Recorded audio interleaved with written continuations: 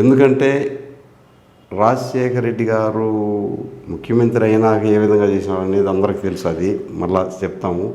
ముఖ్యమంత్రిగా కాక ముందు కూడా ప్రజల్లో ఆయనకు అది ఒక ప్రత్యేకమైన అభిమానం ఉండింది. ముఖ్యంగా మన కడప జిల్లానే కాదు, టోటల్ ఆంధ్రప్రదేశ్లోనే ఆయన అంచెలంచెలుగా ఆయనకు అభిమానం ఆ విధంగా ఉంది. కాబట్టి కాంగ్రెస్ ప్రభుత్వంలో ఎంతోమంది ఏమాఎంఏలు ఉన్నా కానీ ఆయన ఎన్నో అడ్డంకులు చేసినా కానీ లాస్ట్లో ఆయన సాధించిన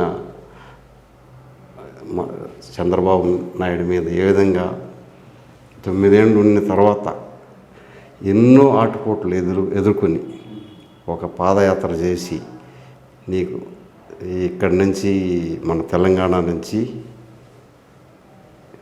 సవితా ఇంద్రారెడ్డి గారు నియోజకవర్గం నుంచి మళ్ళా ఇచ్చాపురం వరకు పాదయాత్ర చేసి ప్రజలకు ఏమి కావాలా, ఏ విధంగా అయితే పేద బలహీన వర్గాలు బాగుపడతాయి, రైతులు ఏ విధంగా బాగుపడతారు అనేది ప్రతి ఒక్కడిగా చిన్నంగా అన్నీ కూడా ఆయన పరిశీలించి ప్రతి ఒక్క గుండె సప్పుడు కూడా ఏమి చెప్తాందనేది ఆయన సున్నితంగా గమనించి ప్రతి ఒక్క పల్లి నియోజకవర్గం తిరుగుతూ లాస్ట్ వరకు పోయి ప్రజలు నాడిని పట్టుకున్న వ్యక్తి దివంగత నేత ముఖ్యమంత్రి గారు, మాజీ ముఖ్యమంత్రి గారు రాజశేఖర రెడ్డి గారు.